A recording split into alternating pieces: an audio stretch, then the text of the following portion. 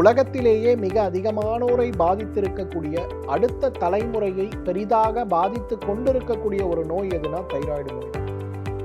Thyroid சுரப்பி குறைபாடு, மிகுபாடு, thyroid சுரப்பியில் ஏற்படுகின்ற தொற்று, தைராய்டு சுரப்பியுடைய வீக்க நோய் மற்றும் புற்றுநோயின்னு சொல்லக்கூடிய 5 பெரிய நோய்கள் நமக்கு மிகச் சிரமத்தை உருவாக்குகிறது. இந்த நோயை தடுக்க, குணமாக்க, கட்டுப்படுத்த என்ன உணவுகள் சாப்பிடணுங்கிறத விளக்கமாக நாம் பார்ப்போமா?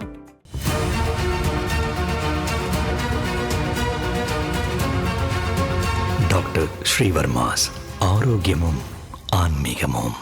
உங்களுடைய வெல்னஸ் குருஜியுடைய அன்பான வணக்கங்கள். உணவே மருந்து. உணவை கொண்டு ஆரோக்கியமாக வாழ்வதற்கான வழிமுறைகளையும், உணவு எவ்வாறு எந்த உறுப்புகள் அல்லது நோய்களுக்கு தீர்வாக இருக்கிறது அப்படிங்கிறதை பற்றிய ஒரு விழிப்புணர்வாகவே இந்த நிகழ்ச்சியில் உணவை பற்றியும், உடல் உறுப்புகளை பற்றியும், நோய்களை பற்றியும் நிறைய விஷயங்களை நாம் தொடர்ந்து பார்த்து வருகிறோம். அந்த வகையில் இன்றைக்கு தைராய்டு சுரப்பின்னு சொல்லக்கூடிய உடலுடைய மிக முக்கியமான நாளமிலா சுரப்பிகளில் ஒன்றாக இருக்கக்கூடிய, உடலில் இருக்கக்கூடிய ஒவ்வொரு அணுவுக்கும் தேவையான சக்திகளை எவ்வாறு கொண்டு செல்ல வேண்டும், எவ்வளவு கொண்டு செல்ல வேண்டும்னு நிர்ணயிக்கக்கூடிய மிக முக்கியமான உறுப்பாக இருக்கக்கூடிய தைராய்டு உறுப்பை ஆரோக்கியமாக வைத்துக்கொள்வதற்கும், தைராய்டுடைய சுரப்பி குறைபாடு, தைராய்டு சுரப்பி மிகுபாடு, நேரடியாக தைராய்டு உறுப்பில் ஏற்படுகின்ற கட்டிகள் மற்றும் தொற்றுக்கள் மற்றும் தைராய்டு கேன்சர், இந்த 5 வகையான நோய்கள் வராமல் தடுப்பதற்கும், வந்திருந்தால் நோய் கட்டுப்பாட்டுக்கும், குணமான பிறகு கூட மீண்டும் இந்த சிரமங்கள் ஏற்படாமல் இருப்பதற்கும் எந்த வகையான உணவுகளை நாம் பின்பற்ற வேண்டும் அப்படிங்கிறதை பற்றி தான் இன்று உங்களோடு நான் பகிர்ந்து கொள்ளப் போகிறேன். முதல்ல இந்த நாளமிலா சுரப்பிகளுடைய செயல்பாடுக்கு போகிறதுக்கு முன்னாடி நாம் செரிமான மண்டலம் எவ்வாறு வேலை செய்கிறது அப்படிங்கிறத நம்ம புரிஞ்சுக்கணும். இன்றைக்கு நாம் தண்ணீர் குடிக்கிறோம், காய்கறிகள் சாப்பிட்றோம், கீரைகள் சாப்பிட்றோம், சைவ அசைவ உணவுகள் சாப்பிட்றோம், சமைத்த உணவு, சமைக்காத உணவு, நிறைய விஷயங்களை நம்ம சாப்பிட்றோம். இந்த உணவுகள்லாம் நம்ம உடம்புக்குள்ளே போகும்போது இந்த உணவுகள்லாம் எவ்வாறு உடனே உடல் திசுவாக மாறுதுன்னா கிடையாது. உணவானது உடல் அமிலமாக மாறுவது முதல் நிலையாகவும், பின்பு அது இரத்தமாக, தசையாக, கொழுப்பாக, எலும்பாக, எலும்பு மஜ்ஜையாக, இனப்பெருக்க மண்டலத்திற்கு தேவையான சத்துக்களாக மாறி கடைசிய நாளமிலா சுரப்பிகளுடைய அந்த பலத்திற்கும் அதோடைய ஆற்றலுக்கும் தேவையான சக்திகளாக மாறுறது அப்படிங்கிறது தான் நம்ம உடம்பில் நம்ம சாப்பிட்ற உணவு எவ்வாறு உடல் ஆற்றலாக மாறுகிறது அப்படிங்கிறது நமக்கு சொல்லக்கூடிய விஷயம். உடல் ஆற்றல் அதிகமாக நம்ம உடம்பில் இருக்கக்கூடிய நோய்த்தன்மை குறைந்து போகும் அப்படிங்கிறது நம்ம எல்லாருக்கும் தெரிந்த விஷயம்தான். அப்போது இன்றைக்கு நாம் சாப்பிடுகின்ற உணவு நம்முடைய உடல் ஆற்றலாக மாறுவதற்கு 7 நாட்கள் தேவைப்படுகின்ற ஒரு நிலையில், இன்றைக்கு சாப்பிடுகின்ற உணவே நம்முடைய உடலுடைய ஆரோக்கியமாக இருக்கிறது அப்படிங்கிறத நம்ம புரிந்துக்கணும். நம்ம உடல்ங்கிறது நாம் சாப்பிடுகின்ற உணவு தான். அப்போ அந்த உணவை ஆரோக்கியப்படுத்த முயற்சி செய்யும்போது வெறும் உணவு மட்டுமல்ல, நம்முடைய செரிமான மண்டலத்துடைய செயல்பாடுகளையும் அந்த உணவு எவ்வாறு உடல் காரணியாக மாறுகிறது அப்படிங்கிறத நிர்ணயம் செய்கிறது அப்படிங்கிறத நம்ம புரிஞ்சுக்கணும். அந்த வகையில் இன்றைக்கு தைராய்டு சுரப்பியுடைய ஆரோக்கியத்தை மீட்டெடுத்து தைராய்டு சுரப்பியை ஆரோக்கியமாக வைத்திருக்கக்கூடிய உணவுகள் எது அப்படின்னு பார்த்தோம்னா, முதலாவது பால் உணவுகள் தான். இன்றைக்கு பால் நல்லதா கெட்டதான்னு நிறைய விவாதங்கள். இன்றைக்கு சிலர் பாலை போல சிறந்த உணவு இல்லைன்னு வாதாடுறதையும், சிலர் வெள்ளை நிறமாக இருக்கக்கூடிய உணவுகளை சாப்பிட்டால் தானே நோய் ஏற்படும், பால் அதில் ரொம்ப முக்கியமான உணவாயிற்றே, அதனால் பாலை தவிர்க்க வேண்டும் அப்படின்னு நம்ம வாதாடுறதையும் நம்ம பார்க்கணும். அந்த வகையில் பால் இன்றைக்கு தைராய்டு சுரப்பியுடைய செயல்பாட்டுக்கு மிக முக்கியமான ஒரு உணவு. ஏன் அப்படிங்கிற ஒரு கேள்வி. பொதுவாக நம்ம உடம்பில் சாப்பிடக்கூடிய உணவுகளில் இந்த B12 சத்து அப்படிங்கிறது ரொம்ப முக்கியமானது. இந்த B12 சத்துடைய குணம் என்னென்னா, தைராய்டு 2 அமிலங்களை சுரக்குகிறது. T3 அப்படிங்கிறது ஒன்று, T4 அப்படிங்கிறது ஒன்று. T3 80%, T4 20% சுரக்கும். இந்த T4 நேரடியாக நம்ம உடம்புக்குள்ள ஒரு அமிலமாக அணுக்களை நேரடியாக போய் சேர்ந்துடும். ஆனால் இந்த T3ங்கிறது நேரடியாக நம்ம உடம்பால் உறிஞ்சி கொள்ள முடியாது. அப்போது இந்த B12 சத்துக்கள் நேரடியாக T3யில் வேலை செய்து அந்த T3ஐ T4ஆக மாற்றும்போது அது உடம்பு உறிந்து கொள்ள முடியும். இந்த T3 T4ஆக மாறுவதற்கு தேவையான ஊட்டச்சத்துக்களில் ரொம்ப முக்கியமானது விட்டமின் B12. இந்த B12 சுலபமாக குழந்தைகள் முதல் வயதானவர்கள் வரை தினசரி உணவின் மூலம் எவ்வாறு பெற்றுக்கொள்ளலாம் அப்படின்னு பார்த்தீங்கன்னா, அதுக்கு பால் தான் ரொம்ப சிறந்த உணவு. பால் மட்டுமல்ல, பாலிலிருந்து கிடைக்கக்கூடிய தயிர், மோர், வெண்ணெய், நெய், சீஸ், பன்னீர் எல்லாமே இன்றைக்கு இந்த B12 சத்துக்களுடைய உறைவிடமாக இருக்கிறதுனாலேயே பால் சார்ந்த உணவுகள் அனைத்துமே தைராய்டு நோய்க்கு மிகச் சிறப்பான உணவுகள் அப்படிங்கிறத நம்ம புரிஞ்சுக்கணும். ரெண்டாவது பீன்ஸ். பொதுவாக பீன்ஸுன்னு சொல்கிறது வெறும் பீன்ஸ் காயை மட்டும் சொல்லலை, விதை வடிவமாக இருக்கக்கூடிய பீன்ஸ் வகை உணவுகள் அனைத்துமே இன்றைக்கு இந்த தைராய்டு உறுப்புக்கு மிகச்சிறந்த ஒரு உணவுன்னு சொல்லலாம். இன்றைக்கு பொதுவாகவே இந்த பீன்ஸ் சாப்பிடுகின்ற வழக்கம் பெரும்பாலும் நம்ம சமூகத்தில் இல்லை. நம்ம பாரம்பரிய தமிழ்முறை சமையலில் பார்த்திங்கன்னா அவரைக்காயும் பீன்ஸும் இன்றைக்கு இல்லாத உணவே இருக்காது. ஒரு காலத்திலலாம் இன்றைக்கு விருந்துகள் செல்லும்போது கூட அவரைக்காயை நாம் பார்க்க முடிவது கிடையாது. ஆனால் அந்த காலத்திலலாம் வீடுகளில் வாரத்திற்கு 2 நாட்கள் 3 நாட்கள் அவரைக்காய் இல்லாத உணவே இருக்காது. அதே போல் நிறைய வீடுகளை சுற்றி இடங்கள் இருப்பவர்கள் அனைவருமே வீட்டு தோட்டத்திலேயே அவரைக்காயை தினசரி பயிர் செய்து அந்த பச்சை அவரைக்காயை கொண்டு வந்து உணவாக சாப்பிடுகின்ற ஒரு வழக்கமெல்லாம் நிறைய இருந்ததை பார்த்தோம். மாடி தோட்டங்களில் அவரைக்காயும் பீன்ஸும் பயிர் செய்து சாப்பிடுவது கூட வழக்கத்தில் இருந்தது. ஆனால் இன்று எல்லாமே மாறிவிட்டது. இன்றைக்கு குழந்தைகளுக்கு பிடிக்காத உணவுகளில் முக்கியமானது எதுன்னு பார்த்தா அவரைக்காய் தான். அந்த அளவுக்கு இந்த பீன்ஸ் வகை சார்ந்த காய்கறிகள் அனைத்துமே இன்றைக்கு தைராய்டு சுரப்புக்கு மிகச்சிறந்த அருமருந்துகள்னு நம்ம சொல்லலாம். முளைக்கட்டிய கோதுமையை பற்றி நம்ம எல்லாருக்கும் தெரியும். வீட் கிராஸ்ன்னு சொல்லக்கூடிய முளைக்கட்டிய கோதுமை இன்றைக்கு மிகச்சிறந்த உணவுப் பொருளாக பார்க்கப்படுகிறது. இன்றைக்கு அதிகமாக போர் நடந்து கொண்டிருக்கக்கூடிய ரஷ்யா பக்கத்தில் இருக்க யுக்ரைனில் ஒரு சிறந்த உணவு ஒன்று புற்றுநோய்க்கான மருந்தாக இருந்து இருக்கிறது. பாரம்பரியமாக செய்யக்கூடிய உணவு.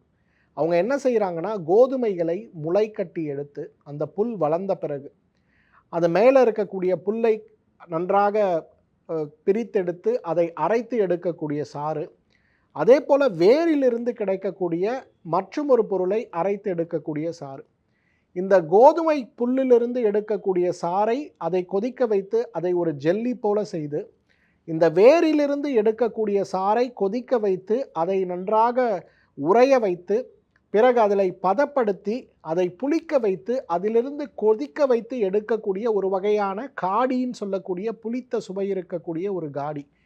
இந்த ரெண்டும் சேர்த்து அவர்களுடைய மிகப்பெரிய உணவாக கலாச்சார உணவாக வைத்திருக்கிறதுனால தான் இன்றைக்கு உலகத்திலேயே மிக குறைவான புற்றுநோயாளிகளை கொண்டிருக்கக்கூடிய ஒரு நாடு எதுன்னு பார்த்திங்கன்னா யுக்ரைன் தான்.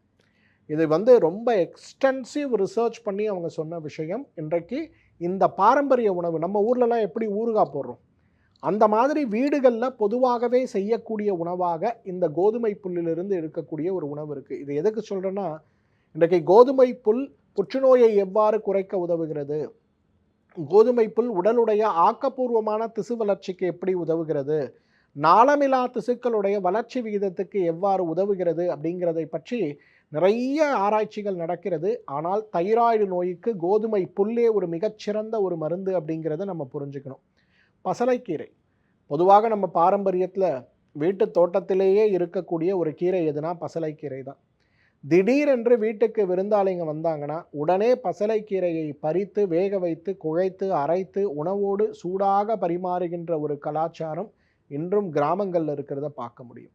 அந்த அளவுக்கு வேகமாக உடலுடைய ஆரோக்கியத்தை மீட்டெடுத்து உடலில் இருக்கக்கூடிய எல்லா விதமான சிரமங்களையும் நீக்கக்கூடிய ஒரு அருமருந்து எதுன்னு கேட்டிங்கன்னா நிச்சயமாக பசலைக்கீரையை நம்ம சொல்ல முடியும்.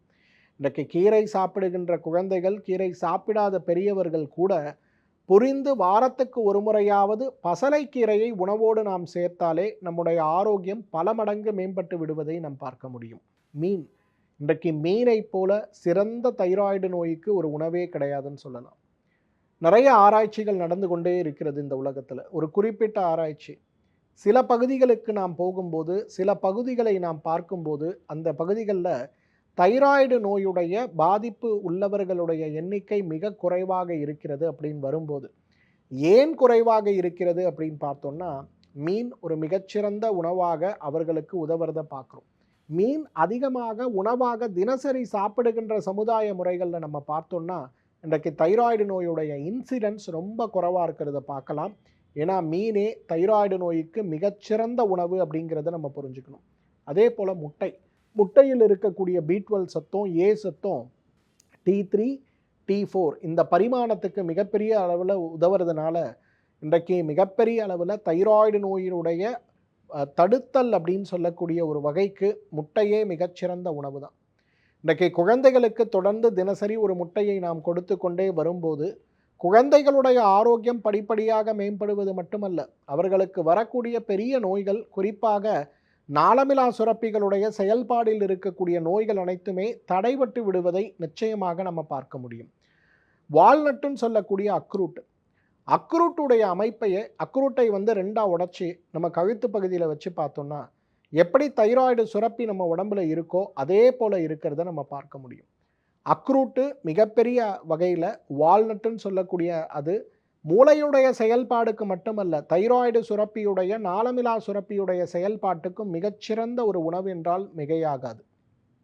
பாதாம் பருப்பு, இன்றைக்கு பாதாம் பருப்பை விட சிறந்த ஒரு நாளமிலா சுரப்பிகளை ஊக்குவிக்கக்கூடிய ஒரு உணவு இருக்குமாங்கிறது ஒரு கேள்விதான். இன்றைக்கு பாதாம் பருப்பை நம்ம எல்லாருமே சாப்பிடணும், தினசரி குறைந்தது 4ஆவது சாப்பிடணும் அப்படிங்கிற ஒரு புரிதல் நமக்கு தேவை.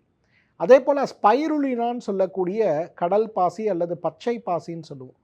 இன்றைக்கு ஒரு ஊட்டச்சத்து மாத்திரையாக உலகெங்கும் பிரசித்தி பெற்று நிறைய பேரால் உபயோகப்படுத்தப்பட்டு வருகின்ற இந்த ஸ்பைருலினான்னு சொல்லக்கூடிய அந்த பச்சை பாசி இன்றைக்கு தைராய்டு நோயை தடுக்க, குணமாக்க, தைராய்டில் ஏற்படுகின்ற புற்றுநோயுடைய வீரியத்தை கூட குறைக்கக்கூடிய ஒரு அருமருந்துன்னு சொல்லலாம். அந்த அளவுக்கு சிறப்பான குணம் இருக்கக்கூடிய ஒரு அருமருந்தாக இதை நம்ம பார்க்குறோம். இந்த உணவுகள் அனைத்துமே பார்த்திங்கன்னா பொதுவாகவே நமக்கு கிடைக்கக்கூடியது தான். தைராய்டு நோயினால் அவதிப்பட்டு இருப்பவர்கள், தைராய்டு நோயினால் அவதிப்படக்கூடிய வாய்ப்பு இருப்பவர்கள், அல்லது தைராய்டு நோய் நீண்ட காலமாக அவதிப்பட்டு கொண்டிருப்பவர்கள் நம்ம யாராக இருந்தாலும் இந்த உணவுகளில் ஏதேனும் ஒன்றையோ இரண்டையோ கான்ஷியஸாக நம்முடைய உணவில் தினசரி சாப்பிடுகின்ற ஒரு வழக்கத்தை மட்டும் வைத்து பார்த்தாலே நம்மாலும் தைராய்டு நோயற்று, நோய் இருந்தாலும் குணமாகி, நீண்டகால நோயாக இருக்கும்போது நோயுடைய பக்க விளைவற்ற ஒரு வாழ்க்கையை ஆயுள் முழுவதும் வாழ முடியும். மீண்டும் மற்றொரு ஆரோக்கிய குறிப்போடு உங்களை சந்திக்கிறேன். அதுவரை உங்களிடமிருந்து விடைபெறுவது உங்களுடைய வெல்னஸ் குருஜி. நன்றி, வணக்கம். ஆயுர்வேதம் ஒரு பொக்கிஷம், நம் ஆயுள் நீட்டக்கும் அற்புதம். டாக்டர் ஸ்ரீவர்மாஸ் அறுவை சிகிச்சையில்லா குணம், இது ஆயுட்கால நிவாரணம். டாக்டர் ஸ்ரீவர்மாஸ் அனைத்து நோய்களுக்குமான குணம், அழகு தரும் மூலிகைகள், ஆரோக்கியம் தரும் மருத்துவர்கள். டாக்டர் ஸ்ரீவர்மாஸ், ஆரோக்கியமும் ஆன்மீகமும். ஸ்ரீவர்மா ஆயுர்வேதா மருத்துவமனையின் வெல்னஸ் குருஜி அவர்களை ஜூலை மாதம் 4ஆம் வாரம் 21ஆம் தேதி திங்கட்கிழமை மதியம் 12 மணி முதல் இரவு 8 மணி வரை கோடம்பாக்கத்திலும், 22ஆம் தேதி செவ்வாய்க்கிழமை காலை 6 மணி முதல் மதியம் 12 மணி வரை திருவள்ளூரிலும், 22ஆம் தேதி செவ்வாய்க்கிழமை மதியம் 1 மணி முதல் மாலை 6 மணி வரை அம்பத்தூரிலும், 23ஆம் தேதி புதன்கிழமை காலை 7 மணி முதல் மதியம் 12 மணி வரை கோடம்பாக்கத்திலும், 24ஆம் தேதி வியாழக்கிழமை காலை 6 மணி முதல் மாலை 6 மணி வரை சேலத்திலும், 25ஆம் தேதி வெள்ளிக்கிழமை காலை 7 மணி முதல் மதியம் 1 மணி வரை திருப்பூரிலும், 26ஆம் தேதி சனிக்கிழமை காலை 6 மணி முதல் மாலை 6 மணி வரை கோயம்புத்தூரிலும், 27ஆம் தேதி ஞாயிற்றுக்கிழமை காலை 7 மணி முதல் மாலை 6 மணி வரை வேளச்சேரியிலும், 28ஆம் தேதி திங்கட்கிழமை மதியம் 12 மணி முதல் இரவு 8 மணி வரை கோடம்பாக்கத்திலும், 30ஆம் தேதி புதன்கிழமை மதியம் 12 மணி முதல் இரவு 8 மணி வரை கோடம்பாக்கத்திலும் ஆச்சாரியா டாக்டர் ஸ்ரீவர்மா அவர்களிடமும் வெல்னஸ் குருஜி அவர்களிடமும் நேரடியாக பயிற்சியும் ஆசியும் பெற்ற doctor Hemala Tiruvallur, doctor Aneesh Fathima Ambattur, doctor Surya Kodambakkam, doctor Jayarupa Manapakkam, doctor Megala Velachery, doctor Jayakanthan Pondicherry, doctor Rizwana Tiruvannamalai, doctor Saraswathi Salem doctor Mary Kalsa, Trichy doctor Abinasha, Thanjavur doctor Abina Mubisha, Madurai doctor Jebashin, Nagercoil doctor Malathi, Coimbatore doctor Krithika, Hosur doctor Guna Apsara, Bangalore doctor Navaneeth, Hyderabad doctor Siddhanath, Mumbai. பட்டப்படிப்பு மற்றும் பட்ட மேற்படிப்பு முடித்த மருத்துவர்களை சந்தித்து சிகிச்சை பெறலாம்.